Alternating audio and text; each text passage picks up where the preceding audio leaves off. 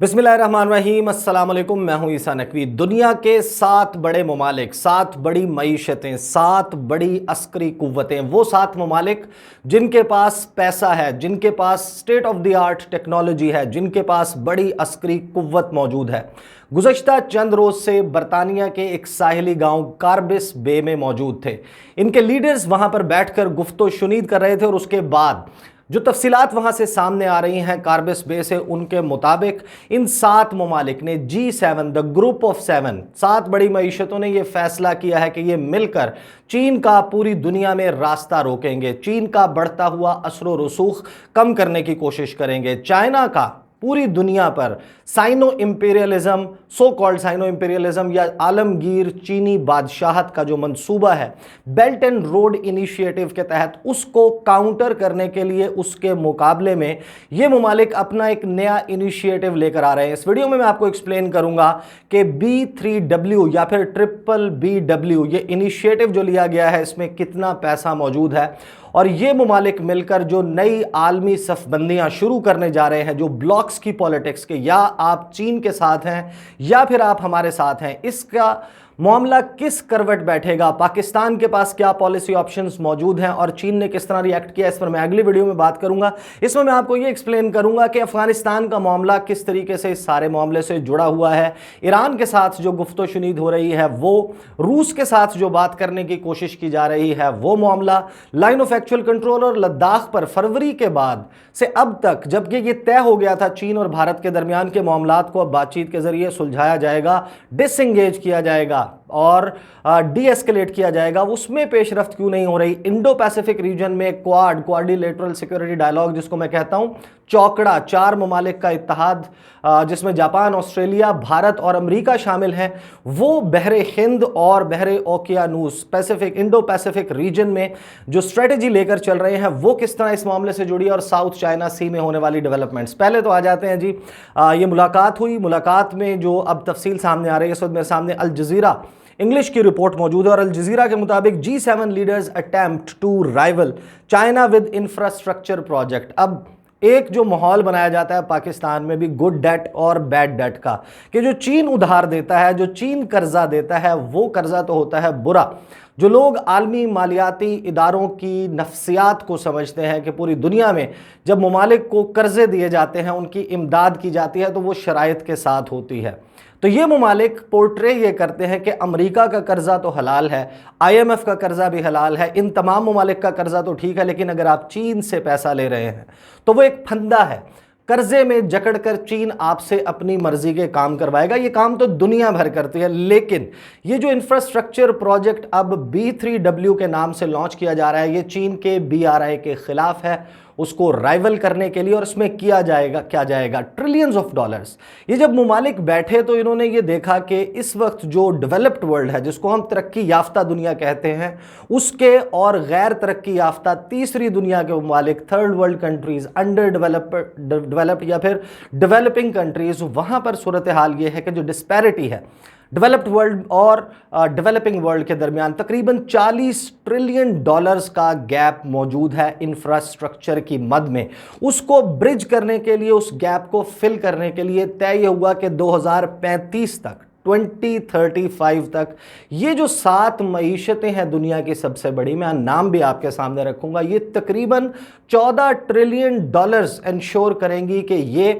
Pump in करें। और जो ममालिक चीन के डेट ट्रैप में इनके मुताबिक मौजूद हैं, जिनके ऊपर चीनी कर्जे का बोझ मौजूद है, जो बेल्ट एंड रोड इनिशिएटिव का हिस्सा है, उनको बताया जाए कि हम आपके पास इंफ्रास्ट्रक्चर प्रोजेक्ट्स शुरू कर रहे हैं और यकीनन इसके लिए शर्त ये रखी जाएगी कि चीन के असर रसूख से बाहर निकलें, BRI के खिलाफ बगावत करें और जो चीन का बेल्ट एंड रोड इनिशिएटिव है उसको नाकाम किया जाए। अब इसकी मज़ीद जो तफसील हमारे सामने मौजूद है, मैं आपके सामने क्विकली रीड आउट कर देता हूँ और फिर उन तमाम मामलात से किस तरह ये जुड़ी है उसको मैं आपको सामने रख दूंगा। The group of 7 G7 nations have unveiled a significant infrastructure initiative for lower income countries in a bid to counter China's multi-trillion-dollar belt and road initiative dubbed the new silk road. एक काम मैं और करूंगा, इस video के comments box में मैं एक वीडियो का लिंक पिन कर देता हूं। अली इमरान साहब हैं, वो views.pk पर बनाते हैं, उसमें पूरी तफसील मौजूद है आसान अल्फाज में कि ये BRI है क्या। बहुत सारे लोगों को नहीं मालूम, वो शायद CPEC को ही BRI समझ लेते हैं। जो CPEC है वो कुल नहीं है, वो जुज़्व है। जो असल BRI टोटल प्रोजेक्ट है उसका वॉल्यूम कितना है, किन ममालिक में, वो तफसील आप उस वीडियो में देख सकते हैं। खैर, promising to collectively catalyze hundreds of billions in infrastructure investment for low income and middle income countries, the G7 leaders said on Saturday that they would offer a values driven, high standard and transparent partnership. जो B3W build back better world, अब कहा यह जा रहा है कि चीन ने गुज़श्ता कुछ अरसे में दुनिया कुछ अजीब व गरीब बना दिया और हम दोबारा से एक बेहतर दुनिया जो है उसकी तामीर करेंगे। ये है ख्वाब अब इन G7 कंट्रीज़ का चीन को काउंटर करने के लिए। और उसके लिए जो लो इनकम या मिडिल इनकम ममालिक हैं उनको दिया जाएगा पैसा जो इनके मुताबिक वैल्यूज़ ड्रिवन होगा, उसमें अक़दार का ख्याल रखा जाएगा और एक ट्रांसपेरेंट शफ़ाफ़ किस्म की पार्टनरशिप होगी। उसकी तफसील सारी की सारी पब्लिक डोमेन में अवेलेबल होगी कि जो प्रोजेक्ट है जिसके लिए पैसे दिए जा रहे हैं वो कितने और किन शराइत पर दिए जा रहे हैं। और चीन से इनका शिकवा ये है कि जब आप किसी मुल्क के साथ कोई भी प्रोजेक्ट के लिए डील साइन करते हैं उसकी तफसीलात सामने नहीं आती। ये हमने जो बहुत रीसेंट हमने केस स्टडीज़ की देखी है वो ईरान के साथ जब चीन का 400 अरब डॉलर्स की स्ट्रेटेजिक पार्टनरशिप का मुआहदा हुआ, ये तमाम ममालिक इस मखमसे में मौजूद हैं कि एग्जैक्टली इस 400 अरब डॉलर के मुआहदे में क्या होगा और ईरान ये अंडर हैंड कुछ और तो नहीं करने लगा। खैर, the announcement was made at the leaders of the G7 countries, the United states, America, Canada, बरतानिया, जर्मनी, इटली, फ्रांस और जापान, ये ममालिक इनमें शामिल हैं और जाहिर है कि इनको दीगर ममालिक की मदद भी हासिल होगी। आपको याद होगा 4 फरवरी को जो बाइडन ने यह ऐलान किया था कि चीन हमारा सबसे सीरियस कंपेटिटर है और हमने उसके साथ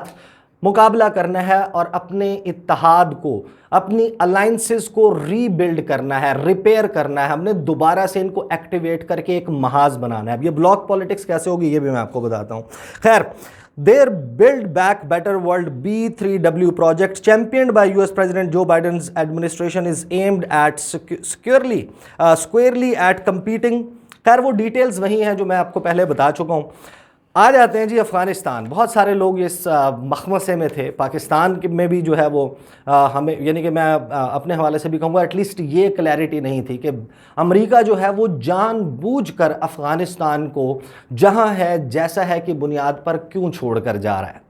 अब चीन को उसने काउंटर करना है अफ़गानिस्तान को बग़ैर किसी डील के कि अफ़गानिस्तान में अमन ना हो, तमाम धड़े आपस में बरसरे पैकार हों, तालिबान टेक ओवर कर रहे हों काबुल को और एक सिक्योरिटी सिचुएशन क्रिएट हो जाए, अमेरिका यहाँ से बाहर चला जाए, कौन से ममालिक को उसे हैंडल करना पड़ेगा? रूस, तुर्की, पाकिस्तान, चाइना और ईरान, जो मुमकिन तौर पर जो ये इनिशिएटिव लेने जा रहे हैं उसमें चीन के इत्तेहादी होना थे। वो तमाम ममालिक अफ़गानिस्तान की सूरत हाल को डील करने में लग जाएंगे। अफ़गानिस्तान एक चेक क्रिएट किया गया। दूसरा मुल्क ईरान जो कि सारे मामले में मसला कर सकता था, उससे जो बाइडन ने ऐलान किया कि मैं जो joint comprehensive plan of action है जिसको ईरान के साथ एटमी डील कहा जाता है उसमें री एंटर करेंगे और उसके लिए बातचीत हो रही है। ईरान को बातचीत में उलझा दिया। तीसरी तरफ रूस है, रूस के साथ